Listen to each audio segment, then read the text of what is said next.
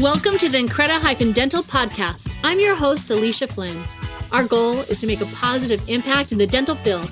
I have been a dental assistant, a biller, an office manager, a scheduler, a hygienist, and a dental coach, which makes me your biggest fan. My husband was in the military and we traveled all over the United States. I had opportunities to work in many different practices, and I saw incredible practices and practices that had a lot of potential within them. Thank you for joining us. Let's dive into the podcast. Welcome to the Increda-dental podcast. I'm your host, Alicia Flynn. Today, I want to share some hard-learned lessons, things that I learned when I first started in dentistry as a dental assistant up to being a hygienist, as well as things that I've learned coaching dentists and working alongside dentists.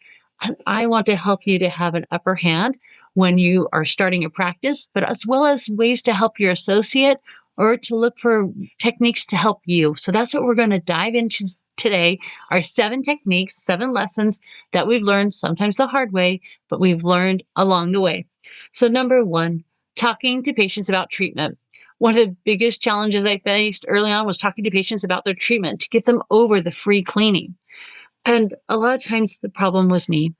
I was thinking it was too much money. And I was kind of downplaying what I was doing. I was downplaying what I was doing, and I didn't give it value.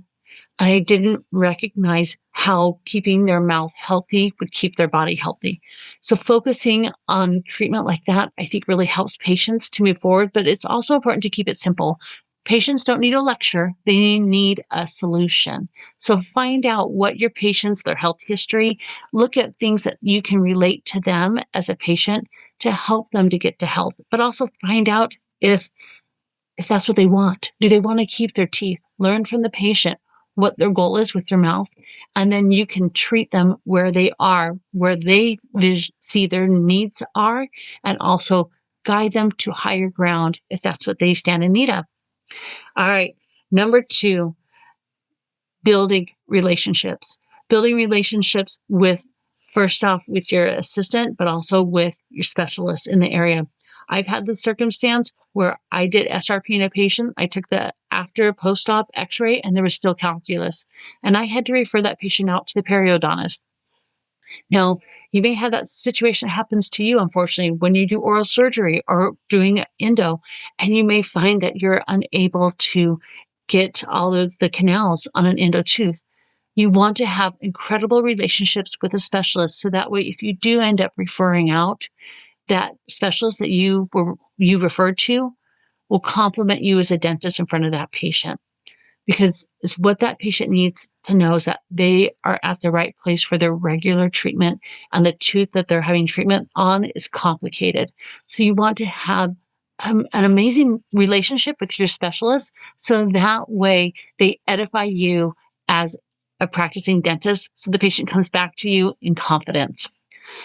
So make sure you have a mentor. And with that mentor, also glean from them. If you have an older dentist in your practice or a hygienist that has a lot of experience or an assistant, glean from them. Listen to them as they present treatment plans, what they say, what they do. Use them as a mentor to help you understand techniques that will assist the patient to get to the yes for the treatment plan. Number 3, training your assistant to be a mini dentist. Your dental assistant can either slow you down or make you unstoppable. I wish I had trained my assistants when they were a hygiene assistant better than from the start. I didn't allow them to do a couple of things. And first off, one thing was I didn't train them in their expanded functions. I didn't allow them to work at the full capacity that they could work at. So that's one thing that can really reduce your stress, is having your assistant work at her full capacity or his full capacity. And then encourage them to understand the procedures well enough to explain them to every patient. When your assistant understands procedures and why, they are really going to help the patients say yes to treatment. And ask what they have used successfully in the past. Sometimes your assistants can have some important information. When you're at a complicated procedure and things aren't going well, you can ask the assistant, is there a different technique that we could try here? And you can be amazed by what your assistant may know. All right, lesson number 4. Not all supply companies are created equal. And this one's a tough one because you become friends with your supply rep, but some supply reps will charge you more because they can. So don't blindly trust. You want to trust, but verify. Every now and then compare your prices to other suppliers and see, is your rep being truthful and giving you the best price, or are they charging you a higher fee? And then if you want to stay with that rep, show them the price from other supply companies and see if they'll match it. A lot of times they can. They were just charging you a higher fee. So be aware of that. So compare prices from time to time. This will really help reduce your overhead.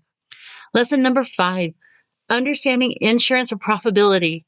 One of the biggest wake up calls was realizing that not all procedures are profitable. And this can be kind of jaw dropping almost. Know exactly what the insurance is paying you on the top 10 procedures, what you're writing off. You can do it for the top 20, but start out with the top 10. And that's usually a 1, 2, 3 surface filling, what they're paying on for a crown, your exam, your x-rays, your hygiene visits. Find out on those top 10 procedures that you do in your office what the insurance is paying you back and what your write-off is. Because from there, then you can decide if you need to continue that relationship with the insurance or if you need to renegotiate your fees with the insurance. You can renegotiate your fees. And this is another like lesson 5B. You can renegotiate your fees. And if the insurance says, yeah, we'll renegotiate your fees and they'll send you a fee schedule, like this is the new upgraded fee schedule, don't accept it. Reject it. Tell them they can do better because almost always they're going to give you a little bit of a lower ballpark instead of the higher range. So be prepared for that, for negotiations. So run reports to see what procedures are actually making you money and making you profitable. It's always about working smarter, not harder. Lesson 6, how to read a profit and loss statement. I really encourage you to have a profit and loss statement that you look at every month and that it's more detailed than just collections and write-offs and what your output was for the month, how much you made for that month. But it's not always straightforward. Profit and losses tell you exactly where your money's going when you get the detailed ones. You want to know how much is going to supplies. What is your lab fees? It helps to catch out of control expenses before they sink you. Understand this one document can change the way you run your practice. If you don't know how to read one yet, make it a priority to learn and be patient with yourself.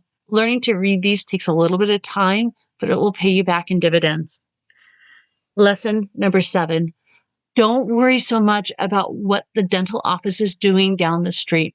Too often we get worried about, well, this office, they're doing aligners and we're not doing aligners. We should do aligners. Do what you enjoy. Find out what brings you joy in your practice and make that your niche.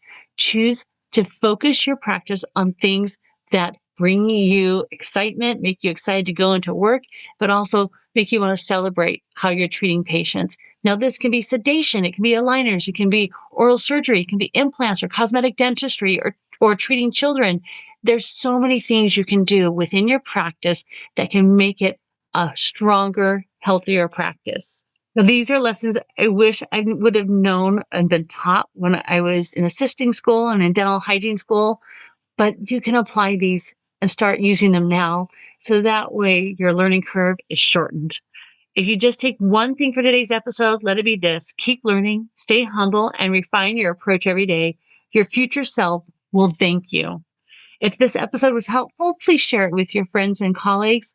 My mission is your success. Have an amazing day.